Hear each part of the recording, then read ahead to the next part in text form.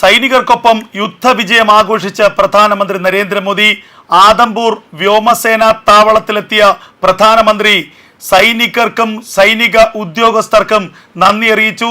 സൈനികർക്ക് തന്റെ big salute എന്നാണ് പ്രധാനമന്ത്രി അറിയിച്ചിരിക്കുന്നത്. കഴിഞ്ഞ ദിവസം രാജ്യത്തെ അഭിസംബോധന ചെയ്ത പ്രധാനമന്ത്രി നരേന്ദ്രമോദി ഓപ്പറേഷൻ സിന്ദൂറിന്റെ വിജയത്തിന് സൈനികരോട് നന്ദി അറിയിച്ചിരുന്നു. അതിനുശേഷമാണിപ്പോൾ സൈനികരെ നേരിട്ട് കാണാൻ വേണ്ടി എയർ ചീഫ് മാർഷലിനൊപ്പം വ്യോമസേനാ മേധാവിക്കൊപ്പം പ്രധാനമന്ത്രി നരേന്ദ്രമോദി ആദംപൂർ വ്യോമസേനാ താവളത്തിലെത്തിയത്.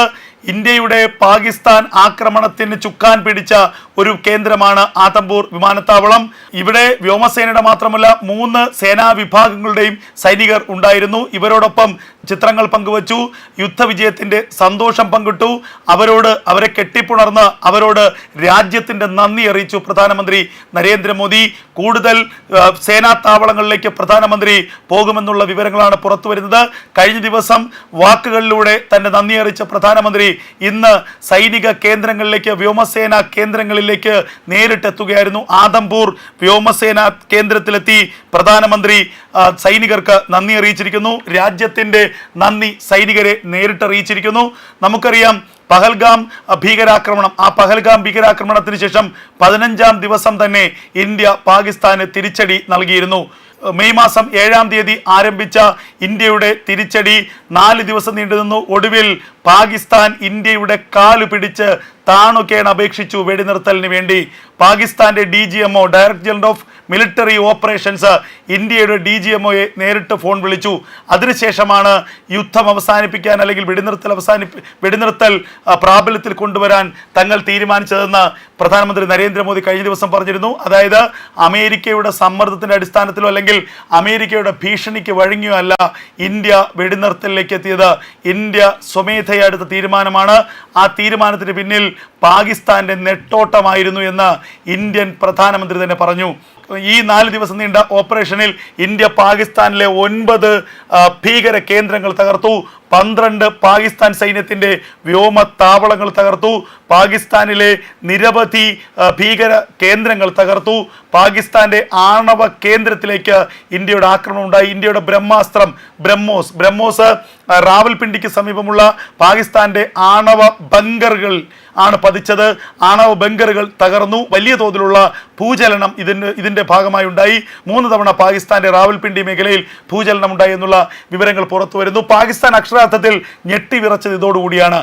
ഇന്ത്യ എന്തിനും പോകുന്ന ഒരു പുറപ്പാടിലാണ്. അങ്ങനെ ഇന്ത്യയുടെ ആക്രമണം 4 ദിവസത്തിനുള്ളിൽ ഇന്ത്യ പാകിസ്ഥാന്റെ നിരവധി ഫൈറ്റർ ജെറ്റുകളെ തകർത്തു, നിരവധി ഡ്രോണുകൾ തകർത്തു, പാകിസ്ഥാന്റെ തന്ത്രപ്രധാനമായ മേഖലകൾ ആക്രമിച്ചു. അതേസമയം ഇന്ത്യയുടെ ഒരു ഫൈറ്റർ ജെറ്റിന് ഒരു പോറൽ പോലും ഉണ്ടായില്ല. കാരണം ഇന്ത്യയുടെ സൈന്യത്തിന്റെ അനുഭവ സമ്പത്ത്, അവരുടെ കരുത്ത്, ഇന്ത്യയുടെ തദ്ദേശീയമായി ഇന്ത്യ നിർമ്മിച്ച ആ ആയുധങ്ങളുടെയൊക്കെ ക്വാളിറ്റി, ഇതായിരുന്നു ഈ യുദ്ധത്തിൽ ഇന്ത്യ ഏറ്റവും കൂടുതൽ സഹായിച്ചത്. പാകിസ്ഥാന്റെ ഭാഗത്തോ പാകിസ്ഥാന്റെ എയർ ഡിഫൻസ് സിസ്റ്റം HQ-9, ആ HQ-9 ചൈന കൊടുത്തതാണ്. HQ-9 ഇന്ത്യയുടെ ഏതെങ്കിലും ഒരു ഫൈറ്റർ ജെറ്റിന് നേരെയോ ഇന്ത്യയുടെ ഒരു മിസൈൽ ആക്രമണത്തിനെയോ ഒന്ന് പ്രതിരോധിക്കാൻ പോലും കഴിഞ്ഞില്ല. ചൈനയുടെ ഈ പ്രതിരോധ സംവിധാനമൊക്കെ കളിപ്പാട്ടമാണെന്ന് ഇന്ത്യ തെളിയിച്ചു കൊടുത്തു. ചൈനയുടെ മിസൈലുകൾ, ചൈനയുടെ ഡ്രോണുകൾ, തുർക്കിയുടെ ഡ്രോണുകൾ, ഇതൊക്കെയാണ് ഇന്ത്യയെ ആക്രമിക്കാൻ പാകിസ്ഥാൻ ഉപയോഗിച്ചത്. ഇതിനെയൊക്കെ പൊട്ടാസിനെ തീർക്കുന്നത് പോലെ ഇന്ത്യ തകർത്തെറിഞ്ഞു. അതേസമയം ഇന്ത്യയുടെ ആകാശ് മിസൈൽ, ഇന്ത്യയുടെ ബ്രഹ്മോസ്, ഇന്ത്യയുടെ റഫാൽ, ഇന്ത്യയുടെ മിറാഷ്, ഇന്ത്യയുടെ അങ്ങനത്തെ മിഗ്, അങ്ങനെ ഇന്ത്യയുടെ എല്ലാം വജ്രായുധങ്ങൾ തന്നെയായിരുന്നു. അത് ആ ആയുധങ്ങളുടെ ക്വാളിറ്റിയും ഇന്ത്യയുടെ സൈന്യത്തിൻ്റെ ആ ഒരു അനുഭവ പരിചയവും അവരുടെ മികവുമാണ് ഈ യുദ്ധത്തിൽ വിജയിക്കാൻ അല്ലെങ്കിൽ ഈ ആക്രമണത്തിൽ ഇന്ത്യക്ക് അനുകൂലമായ ഒരു നേട്ടത്തിന് കാരണമായതെന്ന് നരേന്ദ്രമോദി പറഞ്ഞു. ഇപ്പോൾ ഇതാ നരേന്ദ്രമോദി ആദംപൂരിലെത്തി സൈന്യത്തിന് നേരിട്ട് നന്ദി അറിയിക്കുന്നു. സൈനികർക്കൊപ്പം കെട്ടിപ്പിടിച്ച് ഫോട്ടോ എടുക്കുന്ന ദൃശ്യങ്ങൾ പുറത്തു വന്നു. ആഹ്ലാദത്തിൽ സൈനികരോട് അദ്ദേഹം സംസാരിക്കുന്ന ദൃശ്യങ്ങൾ പുറത്തു വരുന്നു. സൈനിക ഉദ്യോഗസ്ഥരോട് തൻ്റെ ആദരം അർപ്പിക്കുന്ന ദൃശ്യങ്ങൾ പുറത്തു വരുന്നു. തൻ്റെ മാത്രമല്ല രാജ്യത്തിൻ്റെ മൊത്തം നന്ദി സൈനികരെ അറിയിച്ചിരിക്കുകയാണ് പ്രധാനമന്ത്രി നരേന്ദ്രമോദി.